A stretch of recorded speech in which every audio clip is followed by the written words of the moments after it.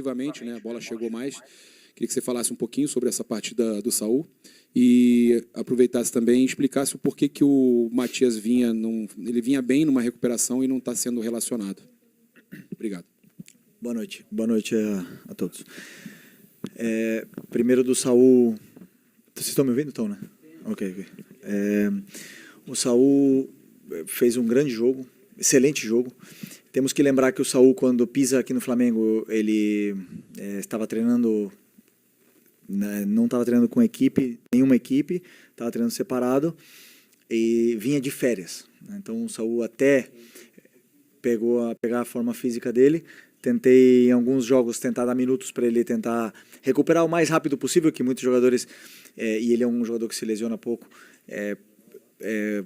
pegam essa forma física mais rápido jogando. E principalmente essa função do volante, que para mim na minha equipe é tão importante, é o coração do time. Então ela exige um pouco mais de conteúdo tático, treinos, vídeos e conceitos, tanto ofensivo como defensivo. Então não é simples ele chegar e jogar. E hoje eu senti que ele estava preparado e fez um grande jogo. Como toda a equipe, né? Elevou bastante o nível da equipe.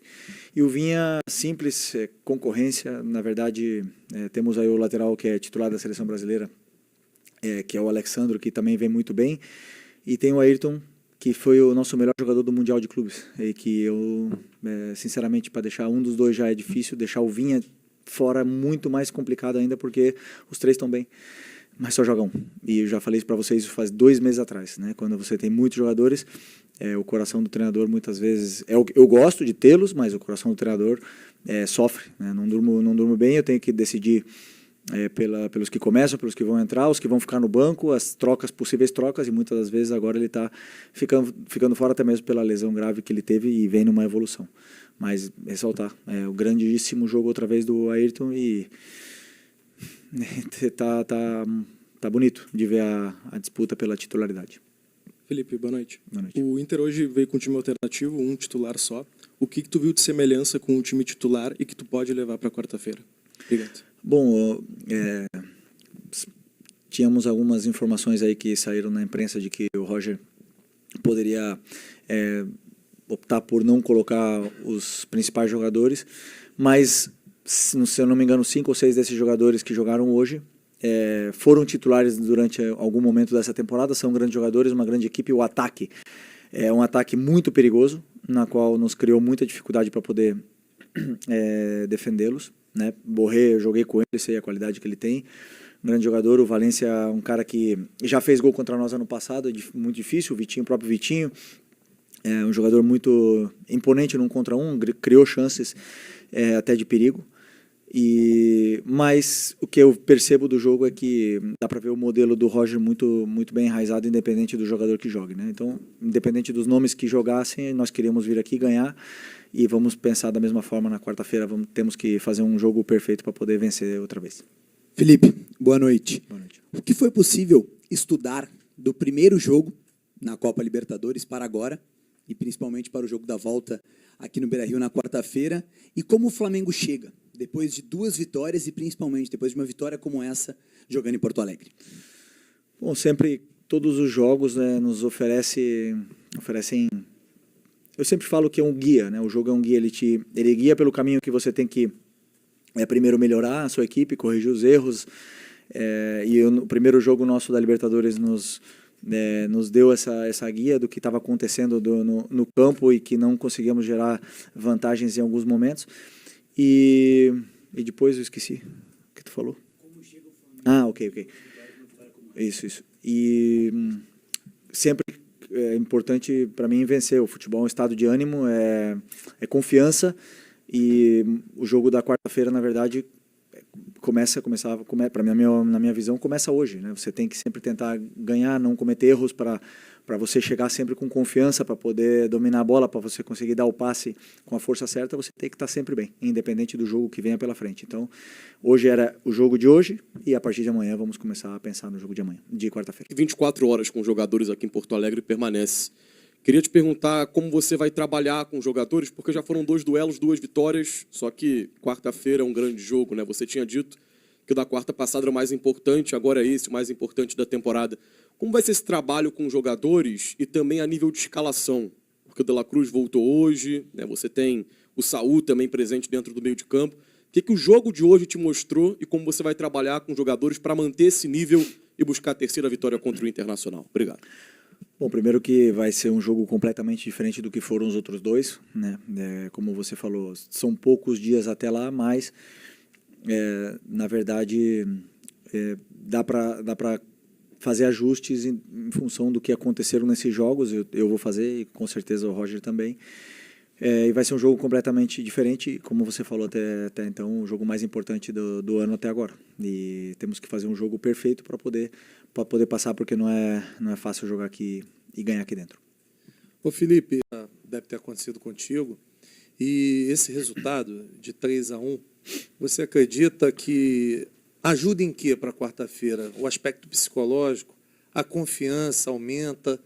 Você acha que essa vitória ela dá um embasamento psicológico maior para a quarta?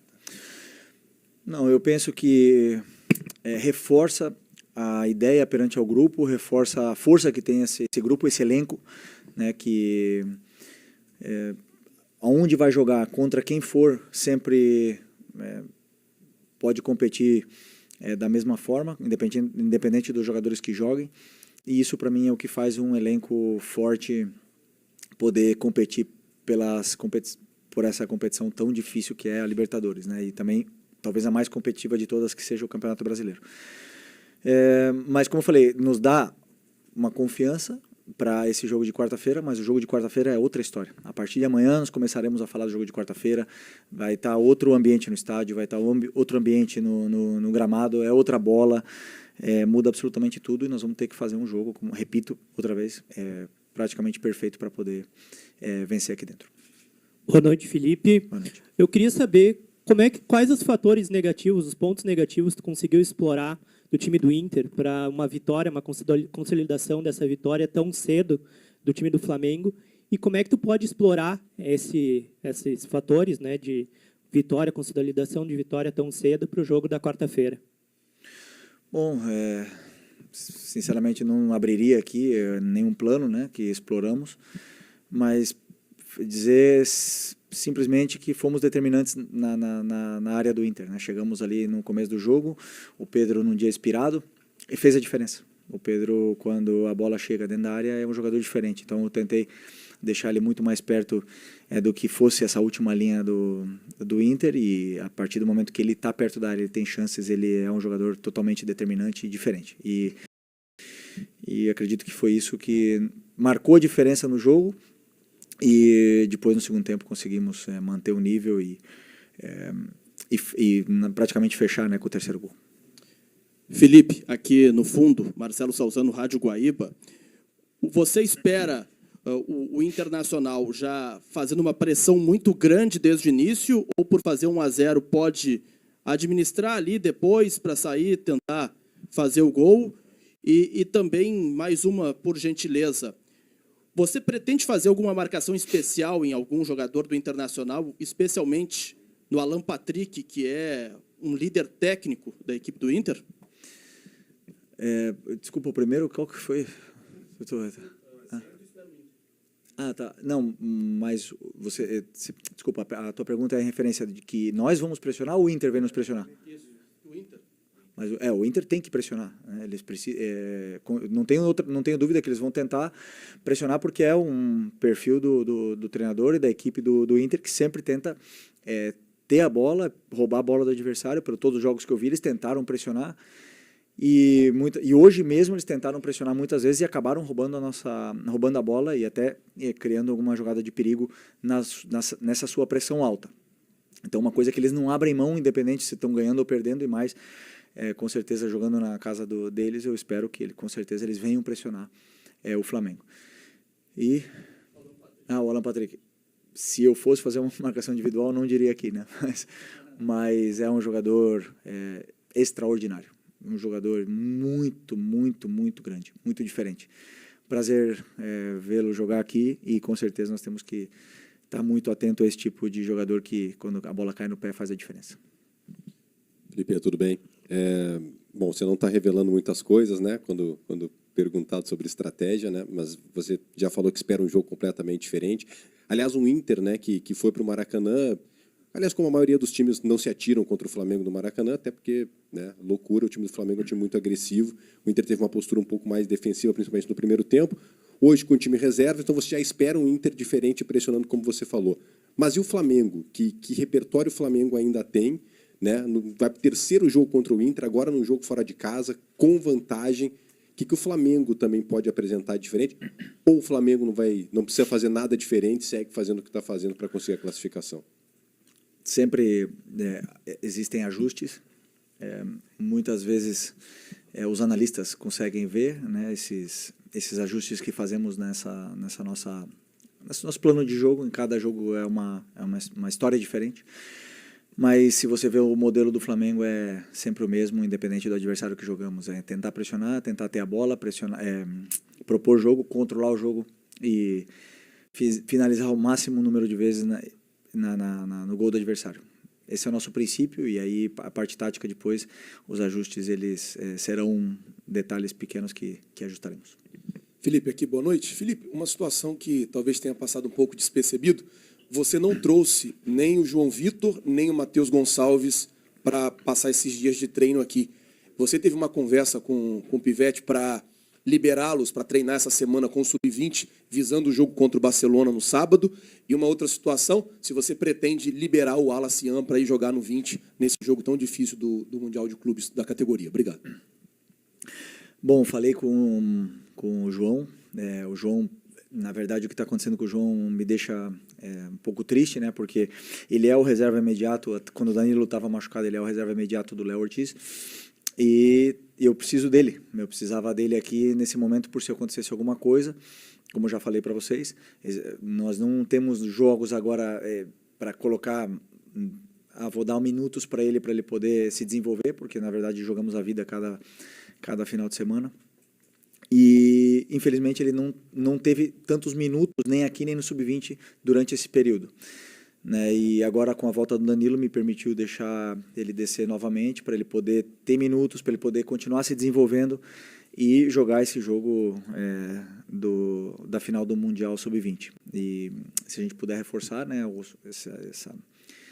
esse jogo tão importante para o clube, é importante que se fale disso. E o Matheus da mesma forma. Eu sinto que ele precisa jogar, ele precisa continuar se desenvolvendo. Muitas vezes ficar aqui só treinando, não entrar, deixa ele triste, deixa ele cabisbaixo, e ele acaba não se desenvolvendo. Então sempre eu acredito que quanto mais minutos o jogador joga, independente de onde for, em que jogo for, ele vai se desenvolver mais e mais. Então espero que eles possam fazer um grande jogo nesse jogo contra o Barcelona, que o Flamengo possa ganhar. E o Wallace não, o Wallace vai ficar aqui comigo. Felipe, tudo bem? Boa noite. Gabriel Orfa, canal Paparazzo Rubro Negro, Revista Placar. Felipe, hoje, como a gente falou, especialmente na primeira pergunta, a entrada do Saul no meio de campo parece que deu um pouco mais de volume nesse meio de campo, que hoje você só tem um desfalque, que é o Eric. E, ao menos até o momento que o Eric voltar, que é ser o único jogador no DM, você acha que você talvez tenha encontrado o meio campo ideal do Flamengo, com o Jorginho, Saul e Arrascaeta? E como que você vê também só ter um jogador no DM? Obrigado. Bom, o jogo, o campo que vai me falar, né?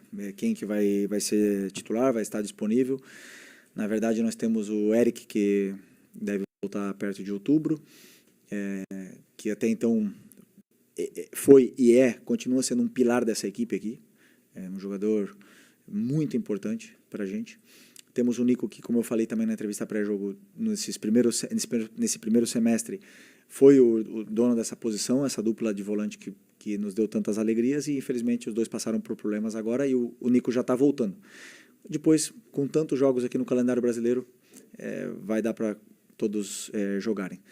E o importante é isso, que levem o nível e que compitam entre eles. Felipe, boa noite. Gilberto Júnior, do canal Flamelo.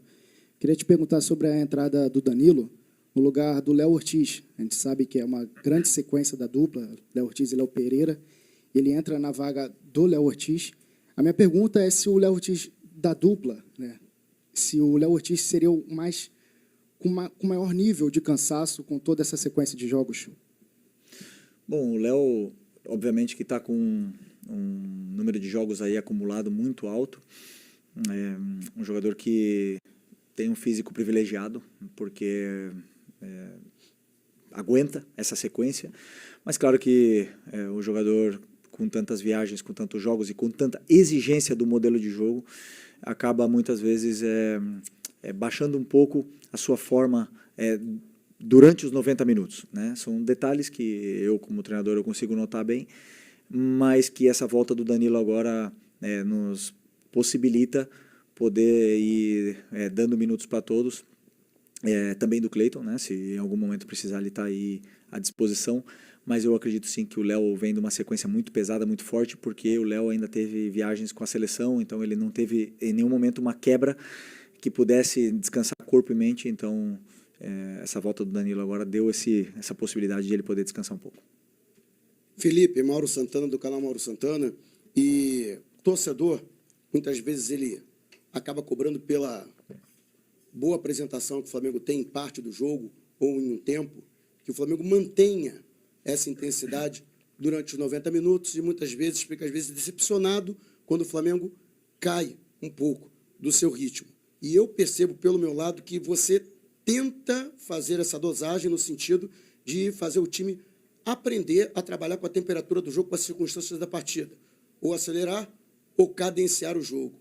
Como é que você trabalha dessa forma a equipe, de tentar educar os jogadores neste sentido, de acelerar ou cadenciar o jogo quando necessário, e também lidar com essa pressão da torcida, que quer o time sempre insinuante, atuando em altíssima intensidade? Eu, como treinador, eu quero que seja um amasso os 90 minutos. Meu sonho seria ideal, que o time não sofresse nenhum chute no gol e que desse 20 chutes no gol e que goleasse todo o jogo. Esse seria meu sonho, mas isso não existe no futebol, né? Os jogadores, eles oscilam, eles cansam, eles passam por fases durante o jogo, eles ganham confiança, eles perdem confiança. O jogo, durante os 90 minutos, acontecem muitas coisas, mudanças de tática, de estratégias do treinador contrário, e é normal que em algum momento que o time pare de amassar, como você fala, e só que o problema, como eu falei na outra coletiva, são as expectativas. A gente tem a expectativa porque o Flamengo tem um elenco altamente qualificado e muito valioso, que seja isso todos os jogos, né? Então sempre estamos com as expectativas altas e acaba vindo as frustrações para mim. Eu estava falando hoje até com o meu auxiliar, que é engraçado, quando você tem uma pessoa saudável e todos os dias você olha para ela e fala: você está doente? Está acontecendo alguma coisa? E você todo dia repete essa pergunta, e várias pessoas diferentes repetem uma pergunta perguntando se essa pessoa está doente, e na verdade ela está bem. E aí? No final ela vai achar que ela está doente, vai começar a fazer exames, vai começar a se olhar no espelho, e é um pouco isso que acontece com a gente aqui dentro. A gente está bem, sentimos que estamos bem, somos líderes do Brasileiro, ganhamos vários jogos, não sempre jogamos bem, mas o time está passando por essa temporada muito intensa, muito longa, de uma forma espetacular, mas sempre tem alguma coisa que apontam na nossa cara e digam: mas agora não está fazendo gol de bola rolando, agora só de escanteio. Mas agora foi só o Arrascaeta que fez gol, antes era todos os que faziam gol. E sempre tem alguma coisa, ou o time cria e não faz, ou não finaliza, ou não sei, que nos querem dizer que estamos doentes, mas na verdade o grupo está bem. Estamos bem, estamos num momento de muita pressão da temporada, de um momento determinante, como eu falei na outra coletiva, talvez no jogo mais importante do ano virá agora. E nós precisamos acreditar internamente que o que está sendo feito está sendo bem feito. Que as oscilações elas existem, mas que isso é o que nos tem que guiar, o que está sendo feito de dentro para fora, e que essas cobranças que são normais, que não afetem o que está acontecendo aqui dentro.